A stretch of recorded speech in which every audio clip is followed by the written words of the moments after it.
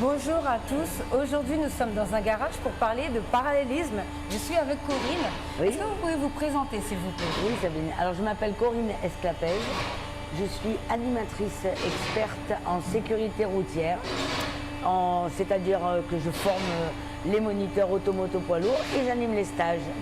Alors, vous travaillez beaucoup sur tout ce qui est récupération de points, donc on va vous donner plein d'astuces, Corinne va vous expliquer comment ça fonctionne, mais là pour l'instant on va parler de parallélisme. Oui. C'est quoi le parallélisme? On en parle souvent, mais on ne sait pas ce que c'est. Alors, le parallélisme, c'est la position des roues par rapport à l'axe de la voiture.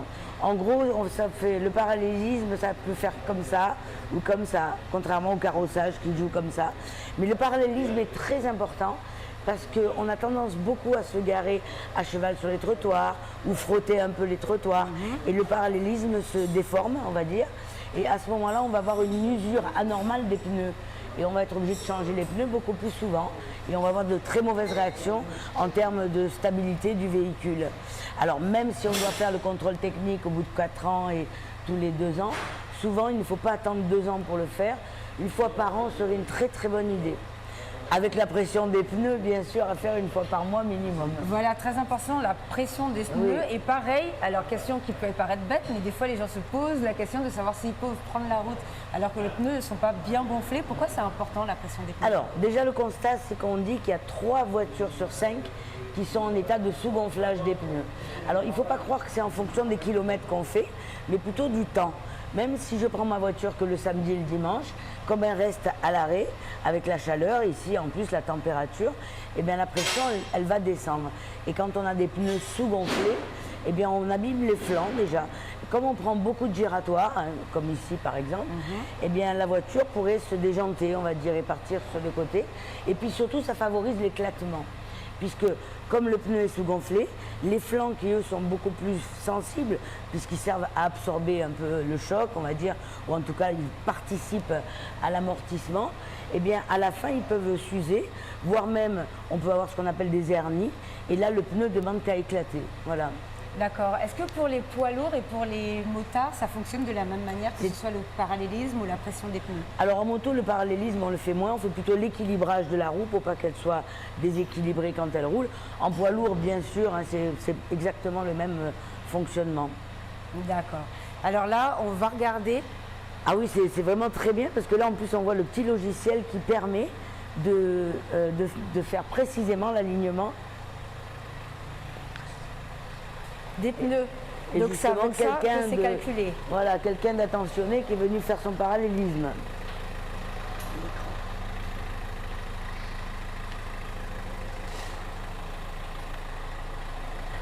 Et notre excellent mécano qui connaît bien ça et qui motive Donc là, les il est en train personnes de pour le faire. trifouiller, voilà, sur la voiture.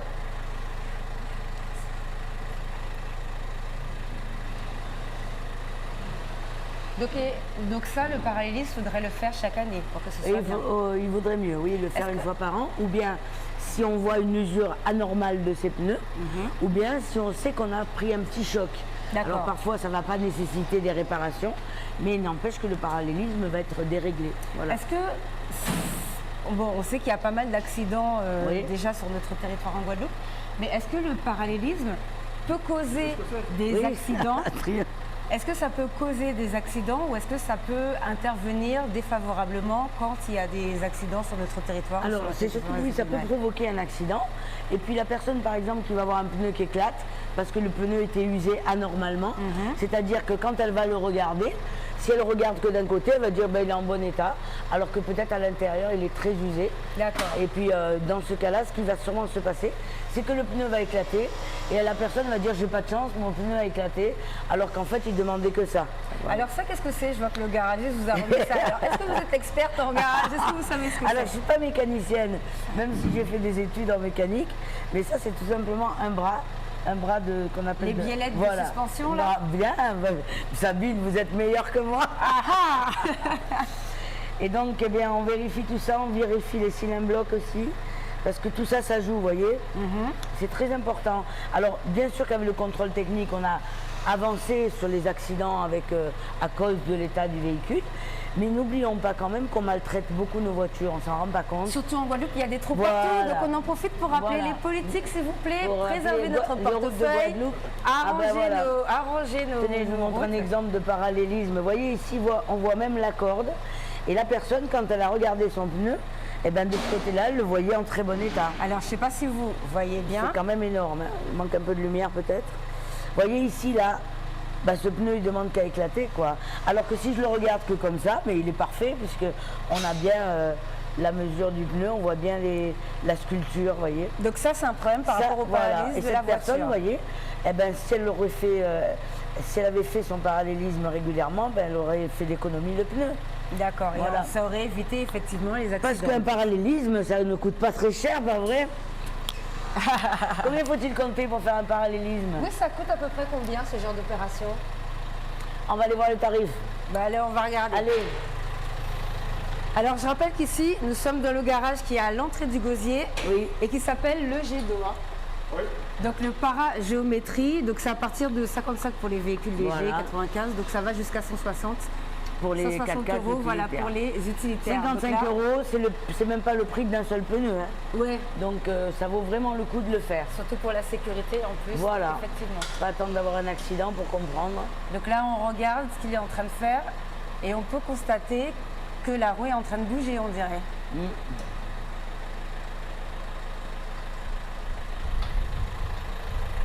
Ah oui, là, il a changé.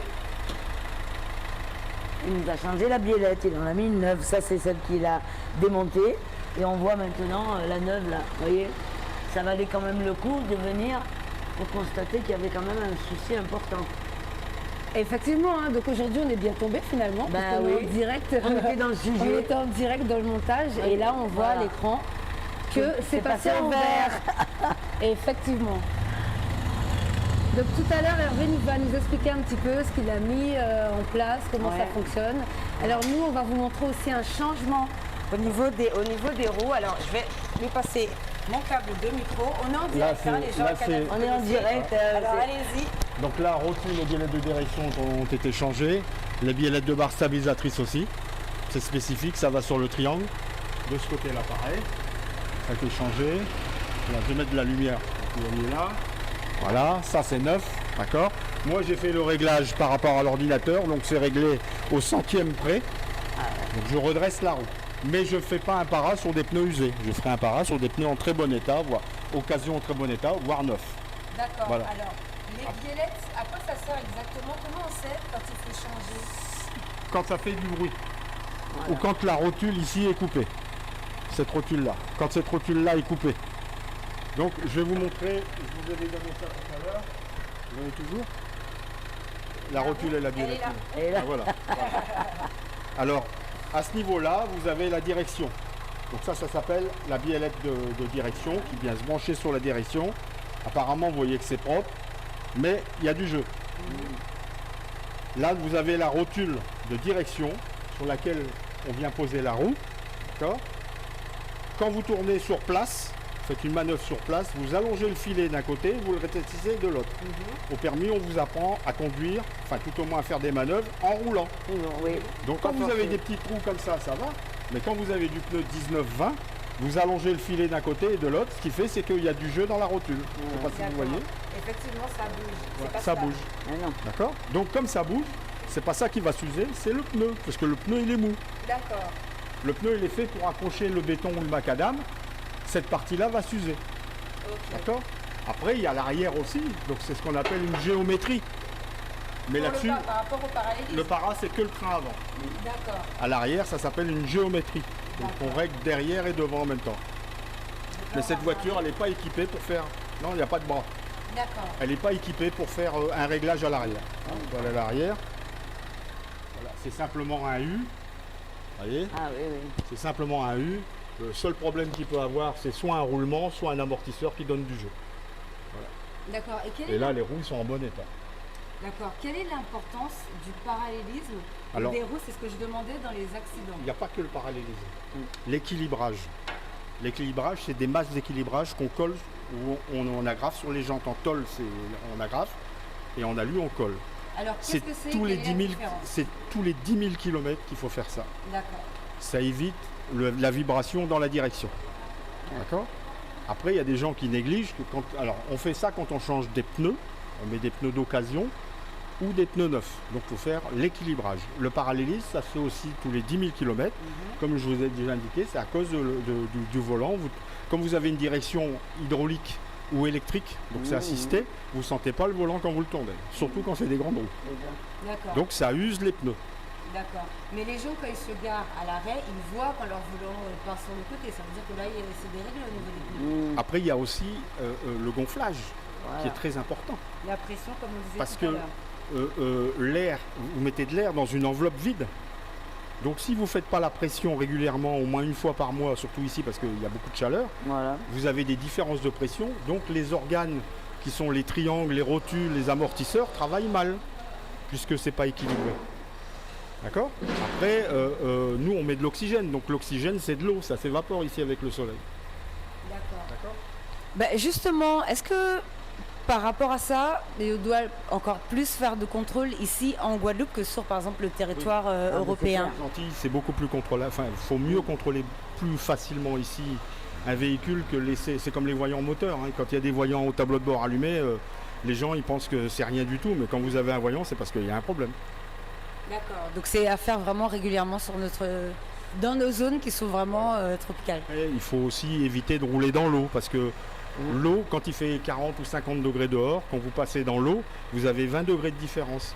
Donc il y a des chocs thermiques sur les jantes en aluminium. C'est pour ça qu'il y a beaucoup de jantes en aluminium qui se cassent. D'accord. Ça fait partir la pression du pneu aussi. D'accord. Très très important. Vous avez vu, il faut vraiment faire l'entretien de ces biellettes de suspension et son parallélisme et son équilibrage. Donc là, vous avez vu, c'est les vacances. On veut que vous soyez en sécurité. Vous sortez beaucoup, vous sortez tard. Il faut vraiment que ce sont des points importants. Il faut vraiment que vous puissiez les travailler. Hein. Est-ce que vous aviez déjà eu l'occasion de voir comme ça une voiture se faire réparer? Alors moi j'ai déjà eu l'occasion, puisque comme je vous disais, je forme des moniteurs, donc on enseigne des notions de mécanique, mais on a grand plaisir de rencontrer des professionnels comme Hervé, parce que lui, il va porter un peu plus. Hein. Nous, en formation des moniteurs, des enseignants de la conduite, on enseigne surtout le diagnostic, c'est-à-dire comprendre un bruit et puis repérer une anomalie. Voilà. Après la mécanique, c'est un autre titre professionnel. Voilà. Mais pour être sensibilisé, il faut passer sur une voiture. Hein. Vous voyez bien que même vous, là, vous êtes sensibilisé. Je suis sûre qu'en partant, vous allez tous regarder votre voiture. C'est vrai. On va tous regarder pour savoir comment ça se passe un petit peu en dessous de la voiture. Et les freins. Est-ce que les freins, c'est important? Quelle est l'importance du freinage? On parle, quand on passe le permis, de distance de sécurité, distance de freinage. Il faut laisser 2 bandes blanches, machin. Donc, alors, les 2 bandes blanches, c'est sur autoroute. On n'a pas d'autoroute en Guadeloupe. Voilà.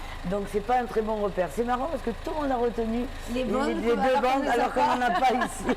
Alors, il y a d'autres moyens. Alors, déjà, les distances de sécurité.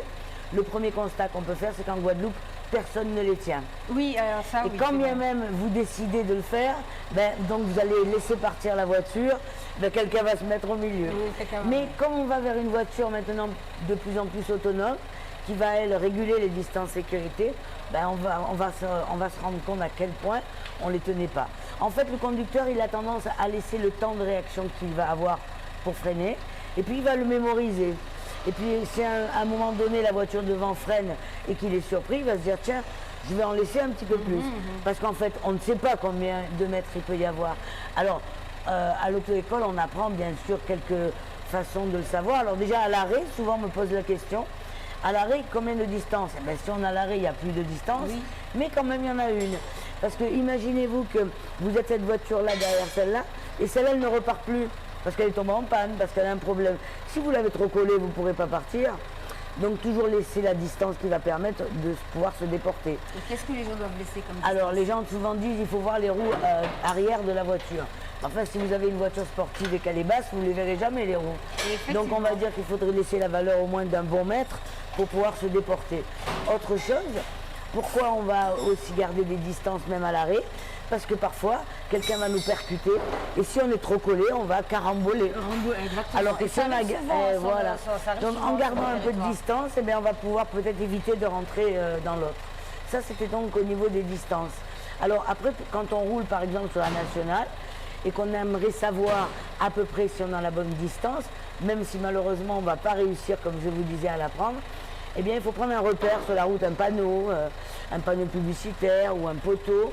Et quand la voiture de devant arrive à ce point, à ce repère que j'ai décidé, et moi je vais donc aller vers ce repère, il faudrait le temps à peu près de 2 secondes. Mais 2 secondes, c'est difficile à dire, alors on aime bien dire un crocodile, 2 crocodiles par exemple. Et si jamais, quand j'ai dit 2 crocodiles, avant de finir de le dire, je suis au repère, c'est que je suis trop près. Voilà. D'accord.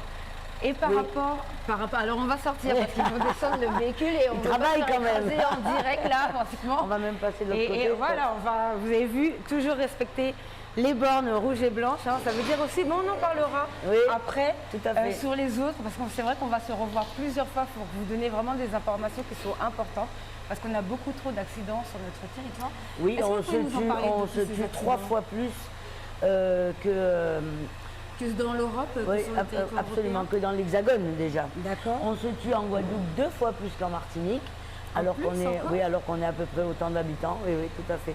On est les derniers de la classe en Guadeloupe. Alors bien sûr, vous avez bien fait qu'on commence par l'entretien du véhicule. Oui, l'entretien, le freinage. Mais on va voir, et d'ailleurs justement, quand on va dire tiens, mon pneu a éclaté, ben, ton pneu a éclaté par négligence en général.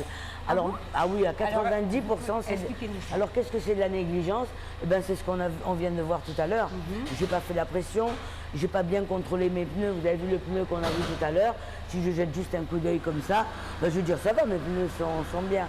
Là, il est en train d'enlever... La négligence, c'est pas négatif, hein, mais c'est qu'on on ne voit pas trop le risque et le danger. Donc on se dit, on a le temps de changer, voilà. etc. Et pourquoi on se dit ça en Guadeloupe? Parce qu'on ne roule pas loin. On est toujours près de chez soi, en fait. On va voir qu'on a le même problème avec l'alcool, la fatigue, l'endormissement. Parce que, par exemple, je suis là en ce moment à Gosier et je dois aller à Sainte-Anne. Oh, mais ça va, jusque-là, ça ira. Et on fait souvent les mêmes routes aussi, les mêmes chemins. Alors moi, j'avais eu l'occasion de voir que les routes, lorsqu'on conduit sur une route qu'on connaît déjà, c'est plus accidentogène, parce qu'on fait moins attention. Parce qu'en fait, on ne voit plus le risque, en fait.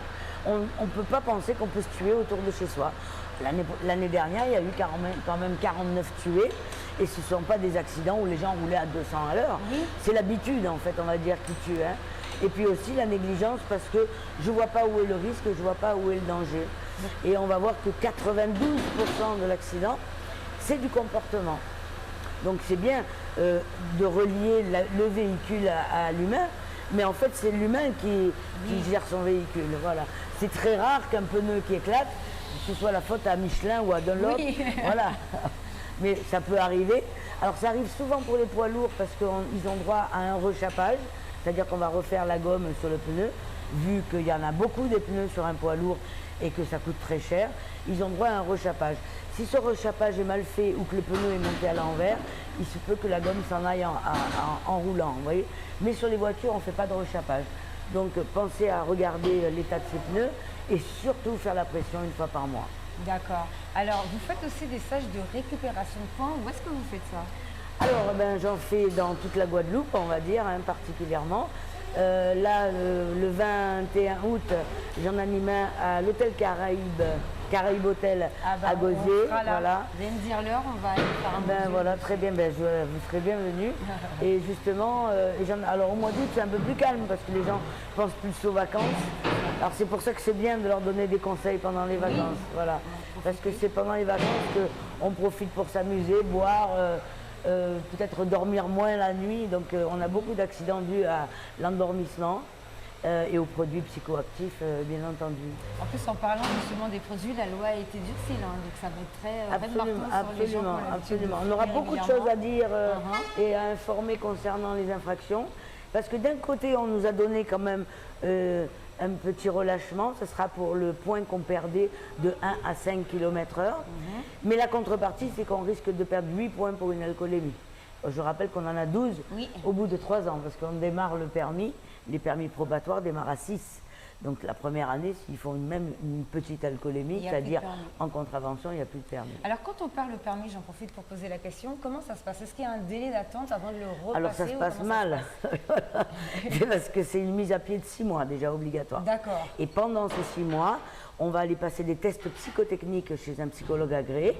On va repasser le code dans un organisme qui le propose, comme La Poste, DECRA, SGS, Objectif Code, bref. On va sur Google et on marque « je veux passer mon code ». Et on passe une visite médicale chez un médecin agréé. Et au bout des 6 mois, une fois que j'ai réuni tout ça, je vais sur ANTS, le site qui délivre les permis, les passeports, etc. Et je vais pouvoir retrouver mon permis. Mais je repars avec 6 points. D'accord. Voilà. Et il faudra que je sois sage 1 an pour remonter à 8, puis 10, puis au bout de 3 ans, 12 points. Donc c'est 6 points, 8 points, 10 points, 12 points. Voilà. D'accord. Et si c'est son premier permis qu'on a fait la conduite accompagnée, on va gagner 1 année, puisqu'on a déjà conduit 1 an accompagné de sa famille ou de ses amis. Et à ce moment-là, on va faire 6, 9 et 12. D'accord. Voilà. Donc c'est intéressant de faire la conduite accompagnée. Bon bah ça, c'est un beau point, on fait le tour. Sur les pneus, important. Ah, sur les pneus. Ah ben voilà, on est en train de regarder pour les pneus. Alors pour finir cette émission, on va regarder sur les pneus là. Alors je ramène mon micro, 8e semaine de 2022. Voilà. 8e semaine de 2022. Donc ça c'est sa date de fabrication. C'est sa date de fabrication. Donc un pneu est neuf pendant 5 ans.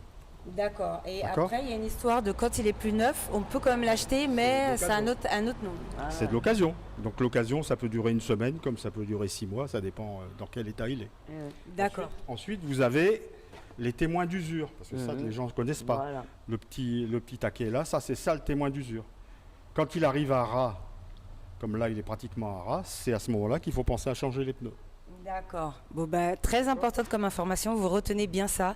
Les témoins d'usure, n'oubliez pas de changer vos pneus et de contrôler la pression, ce sont les choses les plus importantes. Du para, il roulait comme ça. En fin de compte, il roulait comme ça. En fait, il roulait comme ça. Voilà, donc, là, ça veut dire qu'en fait, la voiture j'exagère, mais c'est à peu près comme ça. Exagérément, c'était ça. Donc c'est pour ça qu'il use à la corde. Donc là, explosion. Ah, là, c'est... Surtout à l'avant. Vous voyez bien? Et là, il paraît neuf. Hein. Ah bah oui, si la personne contrôle que sur le côté, voilà. Elle est persuadée. Donc ça, c'est la police qui vous contrôle et il vous immobilise la voiture. Pour ça, on a une immobilisation. Oui. C'est-à-dire vous avez quand même un risque de... on va, de toute façon, comme vous savez, il y a plusieurs modules. On va parler des contrôles de police et des mobilisations. Donc, restez connectés sur Canal 10 et on revient bientôt avec ces petits modules sur tout ce qui est sécurité routière et c'est très important pour nous. Voilà, donc là, j'ai décidé de vous emmener en immersion dans un garage. Donc, on commence avec le jet d'eau parce que c'est très important. Comme vous le savez, il y a beaucoup d'accidents en Guadeloupe. On essaie de comprendre pourquoi il y a autant d'accidents et qu'est-ce qu'il faut faire pour éviter que ces accidents n'arrivent sur notre territoire. Absolument. Vous nous avez dit dans un autre module qu'en Guadeloupe, il y a eu 49 morts quand même sur la route oui. l'année dernière. Oui. Est-ce que vous avez des informations, par exemple, est-ce que vous pensez que c'est plus le comportement, la voiture qui n'était pas fonctionnelle? Est-ce que ça aurait pu être éviter? Quel est votre avis? Quel est votre œil d'expert sur ce cas? Alors, une grande partie des accidents auraient pu être évités, notamment par le comportement, on va dire, des usagers, ne serait-ce que déjà par l'équipement, la ceinture et le casque. On sauverait déjà, à notre avis, à peu près une dizaine de vies sur les 49 qui ont été tuées, par exemple, l'année dernière. Il en ressort que, en fait, en sécurité routière, on dit on met un être humain dans un véhicule et on le fait circuler dans un environnement. Mais c'est lui le maître du jeu. Et en fait, on a vu tout à l'heure, l'autre fois, que concernant par exemple l'entretien du véhicule, un pneu qui éclate souvent, c'est à cause de la négligence. Je ne pensais pas qu'il fallait faire la pression tous les mois, etc. Concernant le comportement, je me protège quand je roule. Personne ne se lève le matin en se disant « Tiens, je vais essayer d'avoir un accident. » Voyez.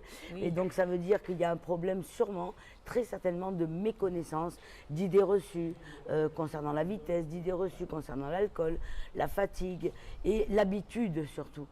En Guadeloupe, on fait souvent les mêmes parcours, on ne fait pas beaucoup de kilomètres, on perd beaucoup de temps souvent par les bouchons. Et donc après, quand ça se libère, on a tendance à se lâcher un petit peu. Et puis surtout, l'habitude va faire qu'on est toujours persuadé qu'on ne peut pas mourir autour de chez soi. parce qu'on est dans son espace, on va dire. Et c'est là où c'est pratiquement le plus accidentogène. Et voilà, tout à fait. Et c'est quand les conditions sont réunies, toutes réunies au beau fixe, c'est-à-dire la route est droite, il fait beau, je suis sur une route que je connais, et ben on se rend compte que c'est là qu'on prend le plus de risques, parce qu'on ne fait plus attention en fait. D'accord, alors là, on va parler de tout ce qui est immobilisation. Pourquoi la police m'arrête? Pourquoi ils immobilisent mon véhicule? Et on va regarder un petit peu la réglementation. Donc on est avec Hervé, notre super mécanicien, super garage, qui nous a mis ça, parce que moi je veux absolument monter dessus. Alors ça, on va vous expliquer ce que c'est, mais d'abord, on va vous montrer comment ça je fais pour le faire monter, comment je fais pour le faire descendre. Alors suivez-moi. Suivez-moi. Donc bon, avec mes talons compensés, c'est peut-être pas la meilleure solution, hein, mais c'est pas grave. Alors, donc on met un pied ici. Hop. Je mets ma main, hop là. Je tiens la main d'Hervé. Hop. Ah, c'est génial ça. Donc et comme ça, je suis en sécurité? Non. Alors, je viens voir Hervé, il va nous expliquer ce que c'est. Alors allez-y. On y va. On va monter. Merci. Pour vous faire un petit Merci, peu. Hervé. Bon, c'est Canal 10, hein, vous savez qu'on aime bien vous faire découvrir pas mal de choses. On va s'asseoir ici pour faire notre deuxième module. Voilà. Et alors déjà pour commencer, parce que les gens voient souvent ce type de véhicule sur nos routes en Guadeloupe, mais qu'est-ce que c'est? Comment ça fonctionne? Pourquoi celui-ci est aussi grand? Parce qu'il y a plusieurs tailles de ce genre de voiture. Alors vous, est-ce que vous connaissez ou est-ce qu'on fait appel à Hervé? Alors moi, je ne suis pas spécialisée dans les dépanneuses, n'est-ce pas? Je pense que c'est Hervé qui peut mieux en parler. Souvent, vous ne la voyez pas trop, la dépanneuse, parce que votre voiture est partie en fourrière. Là où vous la voyez plus, c'est quand vous tombez en panne. Hein. Alors, mais je pense que c'est Hervé qui va nous en parler. Alors Hervé, est-ce que vous pouvez vous mettre ici?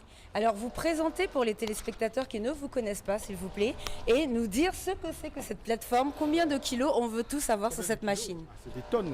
Ah ouais. Alors la présentation avant que les gens sachent qui vous êtes. Autain, responsable du garage de Jet d'eau, à Gosier. D'accord. Alors qu'est-ce que c'est que ça?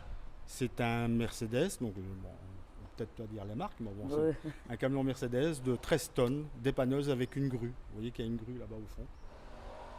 Donc la grue, c'est le bras articulé en gros. Articulé avec un câble qui sert à récupérer des véhicules qui sont retournés ou dans un fossé, etc.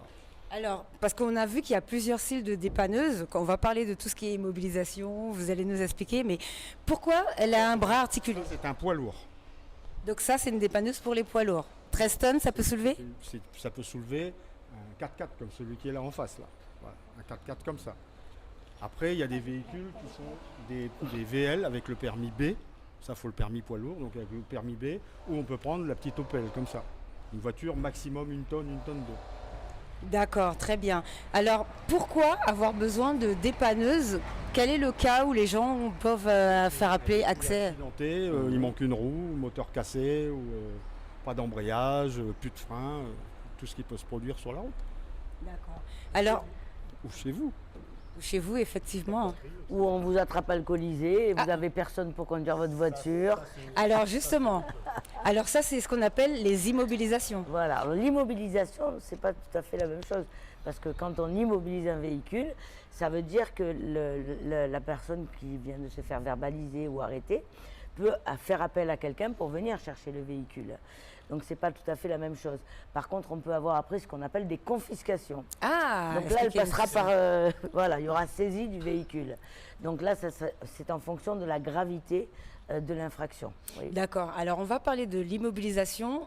Vous allez nous montrer, parce qu'il y a, par exemple, vous m'expliquiez qu'il y a, avec les roues, on peut se faire immobiliser son véhicule si les roues sont abîmées, sont trop abîmées. Quelles sont les autres raisons pour lesquelles la police peut nous immobiliser le véhicule? Alors il y en a beaucoup. Hein.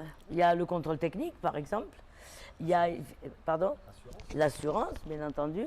Défaut de permis. Défaut de permis. Ah oui, alors on rappellera bien évidemment que vous n'avez pas le droit de conduire un véhicule si vous n'avez pas votre permis de conduire. Mais ça, je pense que tout le monde le sait. Tout le monde le sait. Alors c'est un délit ou une infraction? C'est un délit. C'est un délit. Comme l'alcool peut être en contravention selon le taux ou en délit, la consommation de stupéfiants est un délit.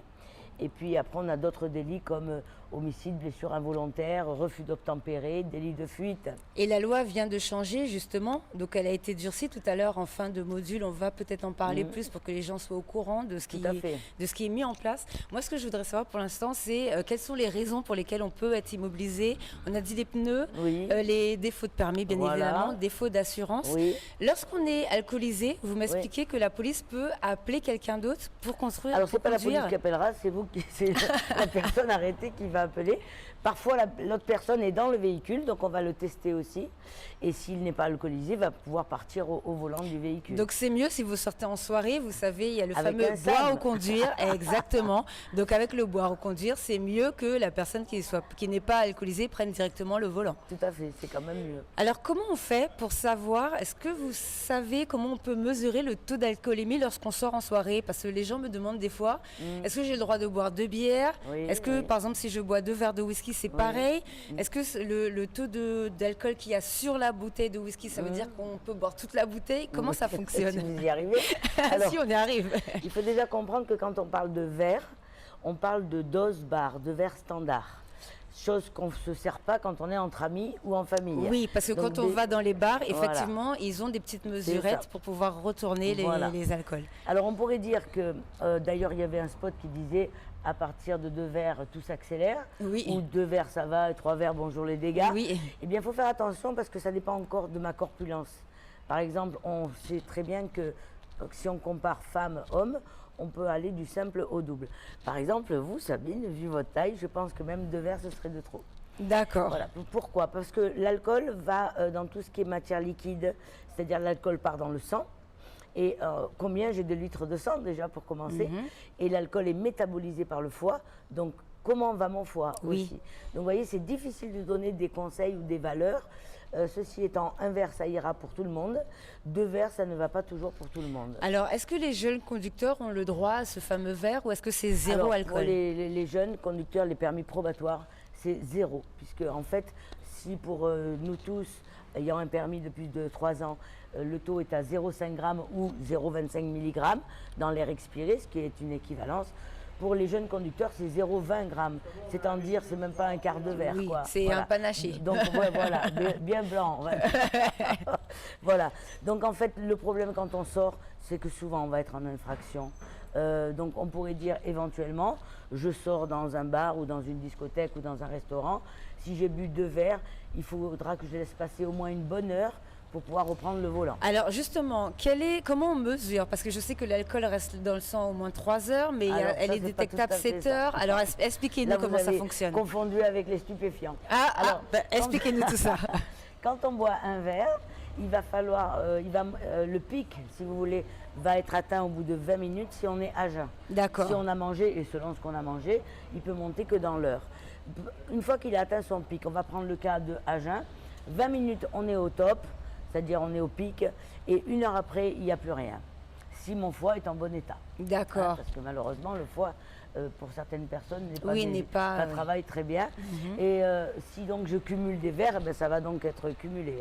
On va dire que l'élimination en moyenne, elle est de 0,15 g par heure. Donc si je parle en grammes, si par exemple j'ai 1 gramme d'alcool, eh bien il faudra que je compte à peu près 6 à 7 heures pour que ça revienne à 0. D'accord, donc c'est ça les histoires d'heures. Voilà. D'accord, c'est l'heure, ça met 7 heures pour éliminer absolument l'alcool. Alors le pire, c'est concernant les stupéfiants et particulièrement ce qui est le plus, on va dire, contrôlé sur la route ou qu'on retrouve comme infraction sur la route, le cannabis. Alors le problème avec le cannabis, c'est que c'est un produit qui est illicite. L'alcool, on peut l'acheter dans les supermarchés.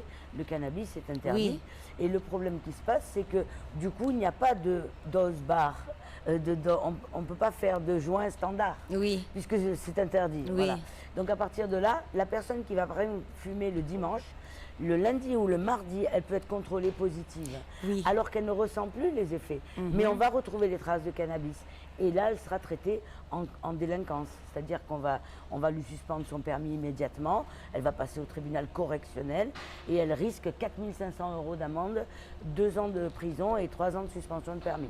D'accord. Est-ce que la loi a été durcie par rapport à ce qui est passé avec Gérard Darmanin? Il a dit qu'il allait durcir aussi ce côté. Ça n'est pas encore passé parce qu'il va se passer beaucoup de choses en janvier 2024. D'accord. Il y aura l'assouplissement plus de perte de 1 point de 1 à 5 km/h. Mais la contrepartie, c'est qu'on va certainement perdre 8 points pour alcool et stupes. Et puis surtout, les peines seront alourdies. Voilà, donc il va quand même falloir réfléchir sur ces comportements-là. D'accord, alors là, bon, comme vous le savez, on est dans les conditions du direct. Voilà, Là, et une il y a du voiture travail. qui arrive, donc on va descendre. Donc on refait le tour de l'autre côté, on redescend comme on est monté. Voilà. Donc nous, on est venu dans le garage, hein. Comme je disais, nous sommes au jet d'eau. Il est ouvert, ils sont en train de travailler actuellement. Donc hop, En marche arrière. ah, donc je me retourne, marche arrière. Fais confiance. Donc je descends, je m'approche Hervé. ici. Voilà. Hop. Et hop. Voilà. Et vous voyez, Merci. ben oui, hein, nous on fait tout en live, on s'est dit que ça serait plus... Hop là. Attention, alors je vais vous tenir, voilà. C'est bon là. Super. Voilà. Merci. Alors vous voyez ce que je fais faire à la dame hein, qui ça fait longtemps en plus. C'est du sport. Voilà. Ça fait longtemps en plus que je voulais vraiment faire des modules en place avec elle. Alors je précise aussi que vous travaillez sur les autres territoires, vous travaillez dans toute la Guadeloupe. Oui.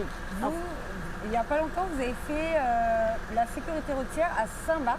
C'est ça. Est-ce que vous pouvez nous expliquer ce que vous avez mis en place? Tout à fait. Alors, à l'occasion de la... On va se décaler Il y a parce beaucoup de qu'il y a bruit. le... On Est-ce va que vous gêner, pouvez là. nous expliquer ce que vous avez mis en place à Saint-Barth?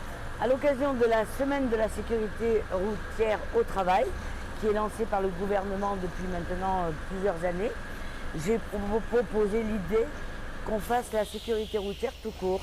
Et donc, je suis présidente de l'association En sécurité sur la route des îles. Et à ce titre, j'ai déclenché avec la participation très active de la collectivité de Saint-Barth, nous avons mis en place la semaine de la sécurité routière. Donc on a été un peu comme le continuum éducatif, on a été dans les écoles, on n'a pas été jusqu'à l'EHPAD, on s'est arrêté en entreprise. Et donc nous avons fait toute la semaine fin mai des actions et des activités avec les jeunes, les moins jeunes, etc. Alors justement, bon, là on essaie de parler un petit peu de pourquoi les voitures sont immobilisées, quelle est la législation. Vous nous parliez d'EHPAD. J'ai entendu dernièrement que le gouvernement réfléchit à faire un contrôle ou durcir l'accès au permis de conduire pour les personnes âgées. Est-ce que vous avez des informations sur ça? Alors, il n'est pas tellement question de refaire passer un permis à quelqu'un qui l'a déjà obtenu, mais il est fortement question, pour s'aligner avec l'Europe, de faire passer les visites médicales pour les conducteurs automobiles, visites médicales qui existent déjà dans beaucoup de pays d'Europe, mais ici, qui existent en France pour les poids lourds. C'est tous les 5 ans, je crois. Voilà, c'est ça. Et à partir de 60 ans, tous les 2 ans. D'accord. Et donc... On gêne là, non, ça va? Non, vous inquiétez pas. C'est bien. Ah ben voilà, Ben ils ont caché la plaque, on peut filmer, regardez, c'est en train de se faire en direct. Donc si on a le temps, il nous reste combien de temps pour ce module? Il nous reste peut-être à peu vers 5 minutes, si on a le temps, on dira un mot au dépanneur, on va vous le présenter, tant qu'à faire. Alors donc là, il est en train de ramener une voiture, donc vous étiez en train de m'expliquer que pour les personnes âgées, ils vont... Alors, ce qui va se passer très certainement, c'est qu'on va mettre une visite médicale, mais normalement pour tout le monde. Parce que les personnes âgées, on ne peut pas toujours les incriminer. Oui. Il y a des jeunes qui ne devraient pas conduire non plus, parce qu'ils ont des problèmes physiques, psychologiques, etc. Et donc il est quand même prévu que tout le monde passe une visite médicale. Et ce qui est à l'étude en ce moment, c'est de mettre en place une formation continue. C'est-à-dire qu'on ne va pas recontrôler les personnes sur leur conduite, mais plutôt les sensibiliser et leur donner envie d'arrêter de conduire si ils constatent qu'effectivement c'est difficile pour eux. Ceci étant, arrêter de conduire quand on habite en Guadeloupe, c'est assez compliqué. Oui, surtout pour les personnes âgées, j'imagine, pour aller faire leur course et tout ça, c'est vraiment pas évident. Alors, petit récapitulatif sur les immobilisations. Oui. Quelles sont-elles? Pourquoi la police peut me... Non, alors ça peut venir du véhicule, puisqu'il y a les pneus trop usés, il y a des feux qui ne marchent pas. Rappelez-vous quand même que si vous avez une ampoule grillée, la police va toujours vous proposer de pouvoir la changer sur place. Et sinon, bien, vous serez verbalisé. Donc il faut avoir ces ampoules dans sa voiture, bien évidemment, c'est obligatoire. C'est conseillé d'avoir une petite boîte, parce que sinon il vous en coûtera 68 € par ampoule. Voilà. Ah, par ampoule. Oui, ben, normalement, on n'en a qu'une de grillée. À retenir comme information. Vous avez constaté à quel point c'est dangereux la nuit, quand les voitures viennent vers vous et qu'elles ont un phare éteint. on a l'impression que c'est un deux roues qui vient vers vous. Oui, effectivement. Voilà. Effectivement. Sinon, toutes les autres immobilisations, elles vont beaucoup avoir lieu à la suite, on va dire, d'infractions faites par le conducteur. Directement Alcool, sur le permis de la route. Sur le permis. Excès de vitesse à plus de 40 km/h, à partir de 40 km/h. Je pense qu'on a fait à peu près le tour. D'accord. Alors des fois on voit le petit sabot jaune posé sur les routes de voiture. Est-ce que vous pouvez nous expliquer ce que c'est? Alors là, en général, ça provient souvent d'un mauvais stationnement ou d'un stationnement très gênant ou d'un abus de stationnement. Normalement, on ne doit pas rester plus de 7 jours sur la même place sans bouger. Et donc quand la police constate que ce véhicule ne bouge pas, il se peut qu'elle mette un sabot pour la bloquer complètement. C'est-à-dire qu'on puisse savoir après que cette personne aille demander des comptes et voilà, savoir. et qu'on puisse la connaître. Alors, mais du coup, pourquoi ils ne mettent pas la voiture en fourrière? Quelle est la différence entre quand on met un sabot et quand la voiture est enlevée? Ça dépendra des situations et des cas. Alors normalement, effectivement, on met la voiture en fourrière, mais normalement on la met en fourrière quand elle gêne vraiment. Mais par exemple, l'abus de stationnement n'est pas forcément gênant. C'est plutôt une question de citoyenneté. Si je me gare quelque part et que j'y reste éternellement, je ne laisse pas la place aux autres aussi de pouvoir se garer. D'accord, merci beaucoup pour toutes ces informations. On va aller voir. Ouais. Pourquoi pas le monsieur. Bonjour. Alors monsieur, vous êtes sur Canal, est-ce qu'on peut vous filmer? Vous êtes déjà dans la boîte là. Vous êtes déjà dans la boîte. Alors bonjour, alors présentez-vous et expliquez-nous ce que vous faites. Bonjour, donc je suis Pierre Micheli, voilà, donc je travaille dans une société de remorquage, voilà, dépannage de véhicules.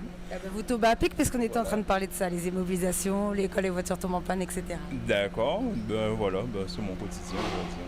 Voilà, c'est dans ce... Il y en a beaucoup sur notre territoire par jour à peu près, des voitures immobilisées ou bien qu'il faut venir déplacer? Oui, pas mal. En moyenne, 7 par jour, on va dire, voilà.